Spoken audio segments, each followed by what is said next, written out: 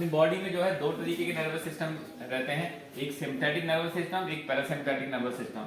Sympathetic nervous system responsible होता है अपनी फ्लाइट, फाइट और फियर, इनके लिए रिस्पॉन्सिबल होता है। जब भी ये सिस्टम एक्टिवेट होता है तब क्या होता है, जो हार्ट रेट है, हार्ट रेट बढ़ जाती है, बीपी बढ़ जाता है और वासो कंस्ट्रिक्शन होता है। और पैरासिम्पैथिक होता है, जितने भी सिक्रीशंस होते हैं, सिक्रीशंस जब होते हैं ना, मिक्सचुरेशन, डिफिकेशन और स्वेटिंग, सब में क्या है, कोई से भी सिक्रीशंस होते हैं उसमें ये पैरासिम्पैथिक सिस्टम स्टिमुलेट हो जाता है। इसके स्टिमुलेशन से क्या होता है, हार्ट रेट कम हो जाती है, वासोडायलेटेशन होगा और बीपी कम हो जाएगा।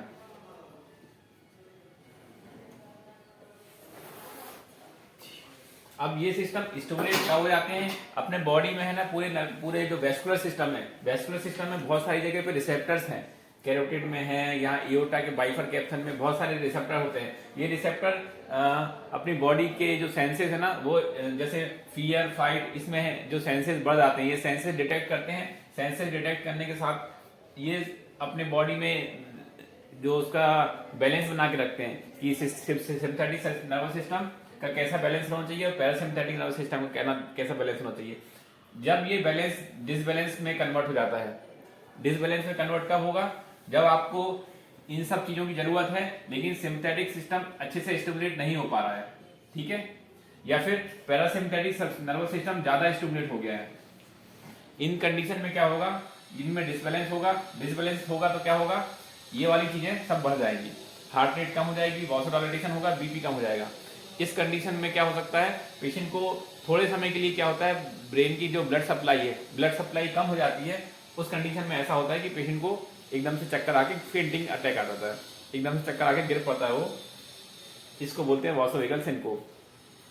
अब ये किस कारण से हो सकता है, कब का हो सकता है, वो बताते हैं। मेन तो यही है कि ये कब का होता है, आपको उससे बच कैसे सकते हैं।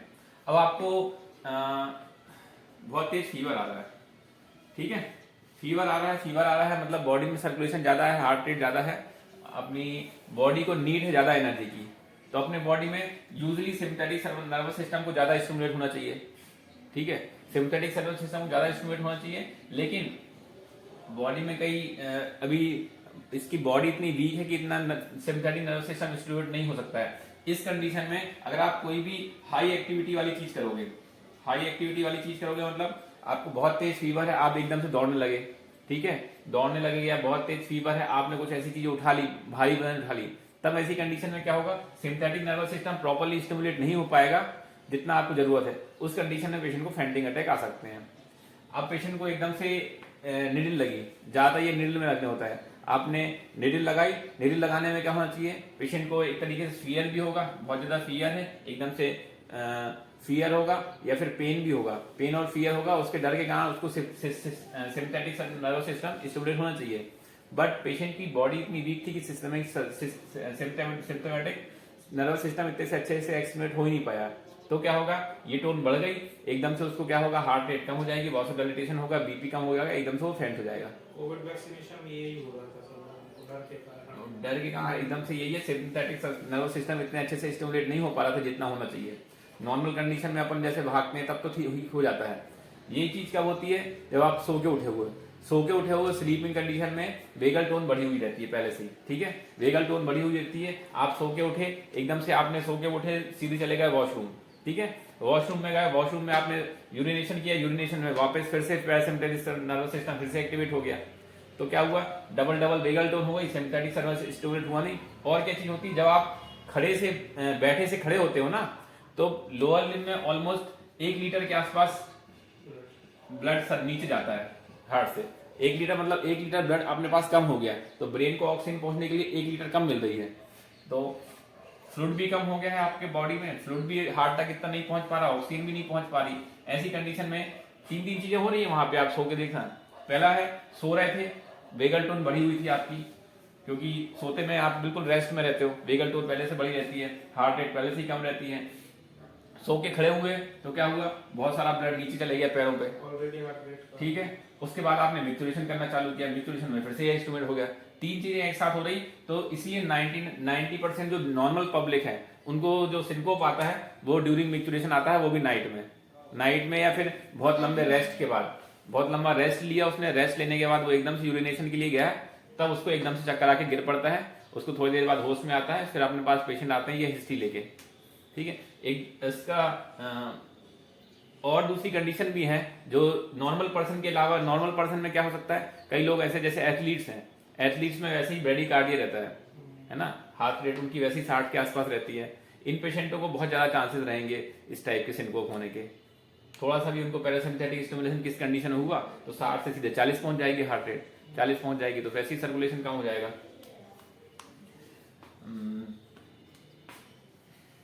ठीक है, ये तो एक बेसिक मैकेनिज्म है। हो क्या रहा है आपको ये समझ में आना चाहिए, होना क्या है इसमें, हार्ट रेट कम होती है, वासोडायलेटेशन होता है, बीपी कम होता है।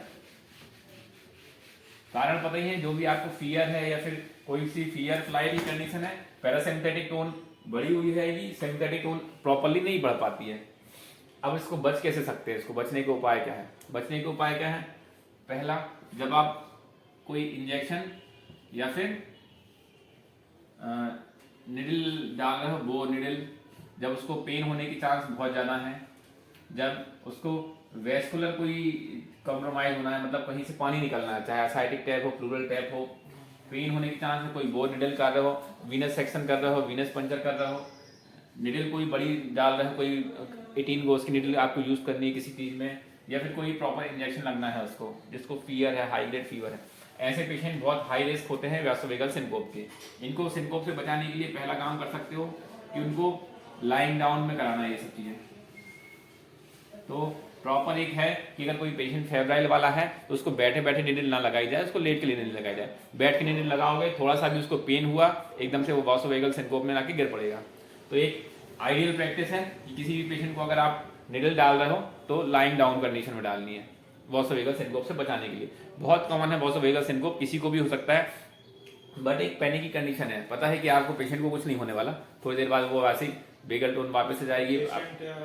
पेशेंट अटेंडेंट की पैनिक की कंडीशन हो जाती है कि आपने निडल डाली, उसके यहाँ ऐसा हो गया, या फिर आपने कोई उस तुरंत इंजेक्शन लगाया उस टाइम पे ऐसा हो गया, तो पैनिक की कंडीशन से बचने के लिए होता है। ठीक है, पहला है कि आइडियल प्रैक्टिस है, कभी भी आप किसी को बेनफ्लॉन डालोगे या निडल लगाना है, इंजेक्शन लगाना है, हमेशा लाइंग डाउन करा के ही लगाओ, बैठे बैठे किसी को इंजेक्शन नहीं लगाना है, खासकर उसको जब हाई ग्रेड फीवर हो या फिर पैनिक कंडीशन लग रहा है कि बहुत ज्यादा वीक है। पहले से पैनिक हो रहा है। ठीक, दूसरा है प्रोफाइलेक्टिक एट्रोपिन देना रहता है। एट्रोपिन क्या करेगा, वासोकंस्ट्रिक्शन करेगा, हार्ट रेट बढ़ा देगा, तो वासोवेगल होने के चांसेस ऑलमोस्ट नेग्लिजिबल हो जाएंगे। तो किसी भी पेशेंट को जो लाइंग डाउन में ना कर सकते हो, आपको कोई ऐसा प्रोसीजर करना है कि वो आप सिटिंग में ही करना है, जैसे प्लूरल टैपिंग है, एक प्लूरल टैपिंग है, आप उसको लाइंग डाउन में कर नहीं सकते, उसको सिटिंग में ही करनी है प्लूरल टैपिंग। तो सिटिंग में कोई भी प्रोसीजर करना है तो आपको एक प्रोफाइलेक्टिक एट्रोपिन देने ही देना है। उस कंडीशन में जब आप जैसे थेरेप्यूटिक कर रहे हो, थेरेप्यूटिक में आपको बहुत लंबे समय तक उसको निडल डाल के रखनी पड़ेगी। डायग्नोस्टिक कर रहे हो तब ठीक है, छोटी सी निडल डालनी है तो आप एक देखे अवॉइड भी कर सकते हो, लेकिन एक आइडियल प्रैक्टिस है कि आप डायग्नोस्टिक कर रहे हो चाहे थेरेप्यूटिक कर रहे हो, लगा दो उसको। पेशेंट वीक रहते हैं, प्लूरल इफ्यूजन के पेशेंट है, ट्यूबरकुलोसिस के पेशेंट है, वैसे ही इम्यूनो कॉम्प्रोमाइज पेशेंट है, पता है कि उनका सिम्पथेटिक नर्वस सिस्टम इतने अच्छे से स्टिमुलेट नहीं होगा पेन की कंडीशन में, तो उनको सिनकोप होने के चांसेस होंगे। हमने देखा होगा कि कभी भी प्लूरल टैपिंग करते हैं उसके पहले एट्रोपिन लगाते ही लगाते हैं।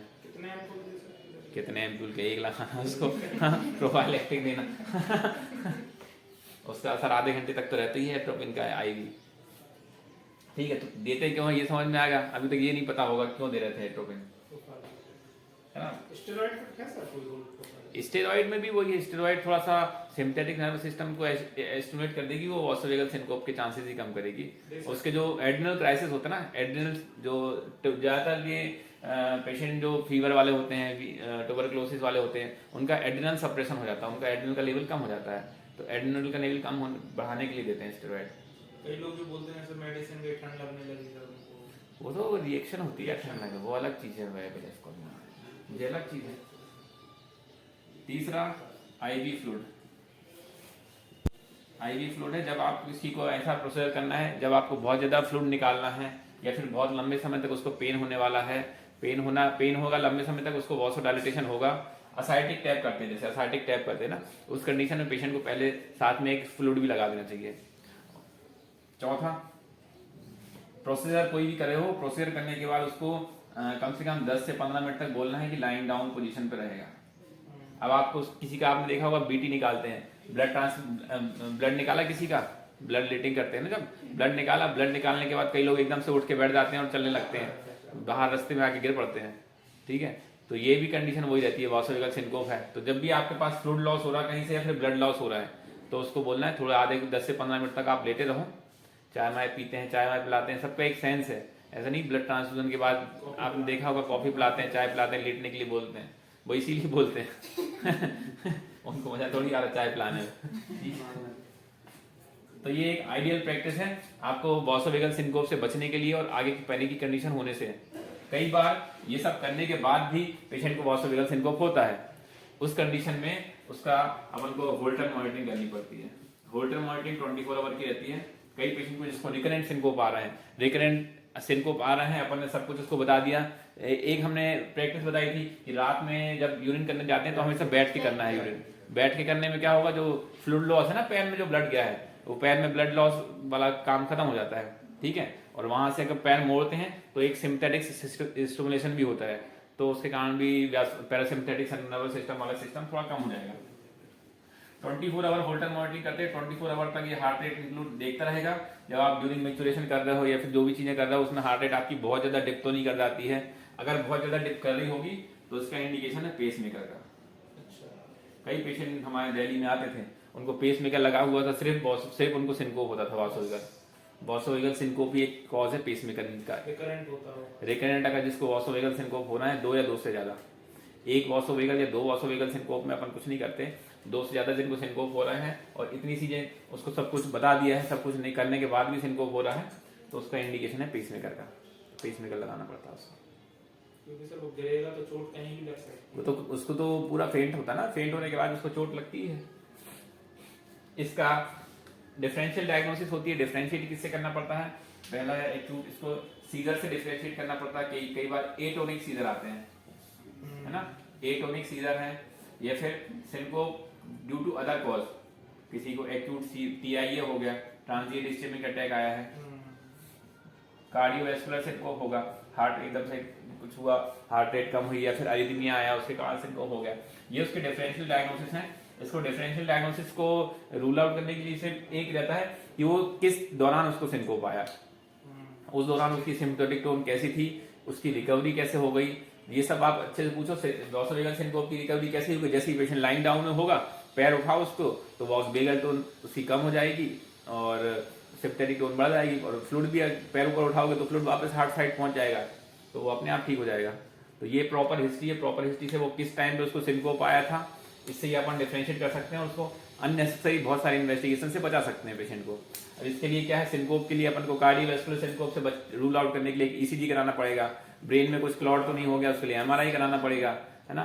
और बहुत सारे टेस्ट हैं कि इससे बचने के लिए, एक शुगर तो आप कराओगे, शुगर, ईसीजी और एक एमआरआई, 3 टेस्ट हैं। ये 3 टेस्ट से अगर बचने के लिए अगर आप प्रॉपर हिस्ट्री ले लेते हो उसकी, सिंगल एपिसोड आया तब तो अपन को कुछ नहीं करना, अगर 2 या 2 से भी एपिसोड आ रहे हैं तब ये सब रूल आउट करना पड़ेगा, होल्डर भी कराना पड़ेगा, तो ईजी भी कराना पड़ेगा। कहते हैं ना बहुत सारे टेस्ट कराना पड़ सकता है। वो क्या है कि ये एक पैनिक की कंडीशन हो जाती है, ठीक है। अगर पेशेंट अफोर्डेबिलिटी है तब तो अपन कराते ही हैं, जो बेसिक टेस्ट तो करा ही लेते हैं कि बेसिक थोड़ा बहुत ईसीजी तो करा ही लिया, शुगर करा लिया, कि ये सब के कारण तो नहीं हुआ सिनको। लेकिन अपन को तो क्लियरली समझ में आ जाता है कि उसको वासोवेगल ही है, तो प्रॉपर काउंसलिंग भी जरूरी होती है पेशेंट के लिए। कई पेशेंट भी होते हैं कि हमें करवाई नहीं, वो कह रहे हैं ना आपकी प्रॉपर काउंसलिंग भी जरूरत होती है पेशेंट की, कि आपको कुछ नहीं है। चलो भैया इतना ही वासोवेगल सिनकोप, ये कॉमनली प्रैक्टिस में देखने को आता है, इसलिए पता होना चाहिए इसके बारे में। तो